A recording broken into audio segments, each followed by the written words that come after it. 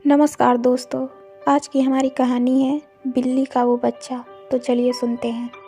हम छत पर कपड़े पसारने गए तो देखा हमारे घर की अर्धनिर्मित दूसरी मंजिल से किसी बिल्ली के रोने की बहुत धीमी आवाज़ आ रही थी।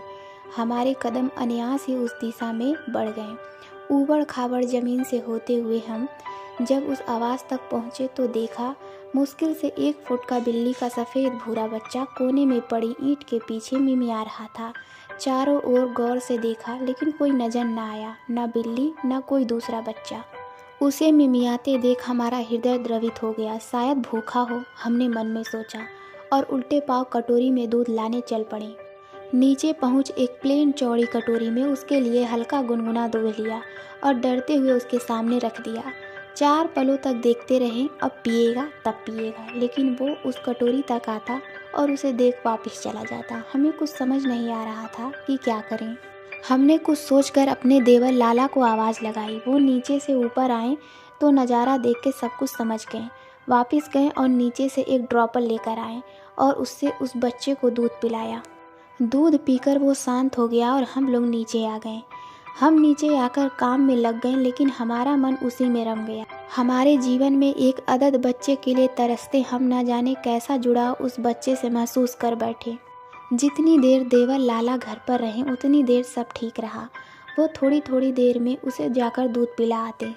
हमने उसके लिए ऊपर पड़े खाली शीशे के एक्वेरियम में कपड़ा और छोटा सा गद्दा लगा दिया, जैसा कि मानवीय स्वभाव है।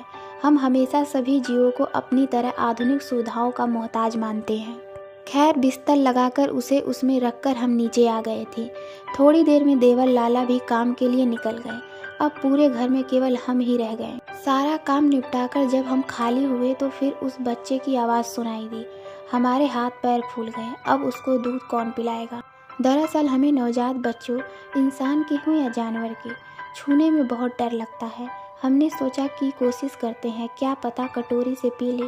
एक डर ये भी सता रहा था कि कहीं से उसकी माँ आ गई और हमें उसके साथ देख लिया तो कहीं हम पर ही झपट्टा न मार दे।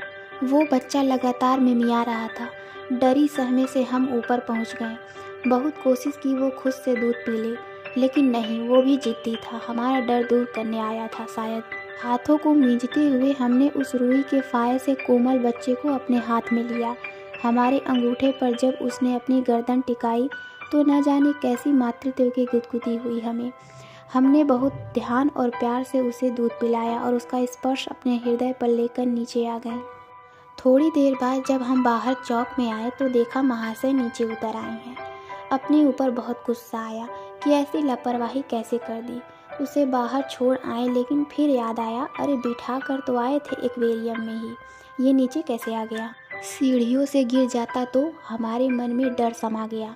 हमने उसे दोबारा ऊपर नहीं छोड़ा, नीचे वाले कमरे में उसे छोड़ दिया। शाम तक वो जरा सा बच्चा सारे घर में धमा चौकड़ी मचा रहा था। अपने मन में बोले, बेटू दूध तो तुमसे खुद पिया नहीं जा रहा था, शैतानी करने की ताकत कहाँ से आ गई आप में? खैर, पूरा दिन हम उसके साथ यहाँ वहाँ दौड़े। कभी जीने के नीचे छुप जाता, कभी बाथरूम में घुस जाता। सारा दिन थकावट के कारण हमारी हालत खराब हो गई।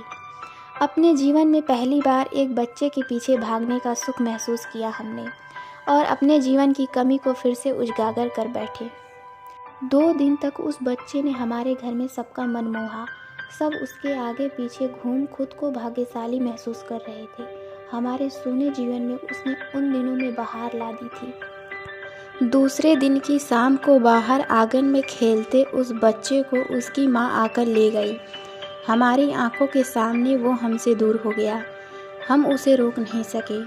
मन कह रहा था भगा दे इस बिल्ली को, ये तेरा है, लेकिन दूसरा मन बोला, तेरे बच्चे को कोई तेरे से अलग कर दे तो? हम चुपचाप बस उसे खुद से दूर जाते देखते रहे। कितने ही दिन हमें कुछ अच्छा नहीं लगा। हमारा जीवन एक बार फिर सूना हो गया। अब फिर घर में मातम सी शांति पसर गई थी और अब हम फिर से अकेले रह गए थे। जीवन है ये, कभी रुका है क्या? हमारे लिए भी नहीं रुका। उसके जाने के 1.5 महीने बाद हमें पता चला कि हम गर्भवती हैं। हमारे सोने जीवन में एक बार फिर बहार आ गई। आज सोचते हैं तो लगता है कि क्या वो हमारा लकी चार्म था? क्या वाकई हमारे अंदर मातृत्व भाव जगाने वाला वो ईश्वर की तरफ से संकेत था कि हमारे जीवन में भी खुशियाँ दस्तक देने वाली हैं। क्या जाने क्या था वो, लेकिन हमारे मन के एक कोने को उसने अपना परमानेंट घर बना लिया था, जहाँ वो आज भी रहता है और जहाँ से उसकी भूरी काली आंखें आज भी झांकती हैं।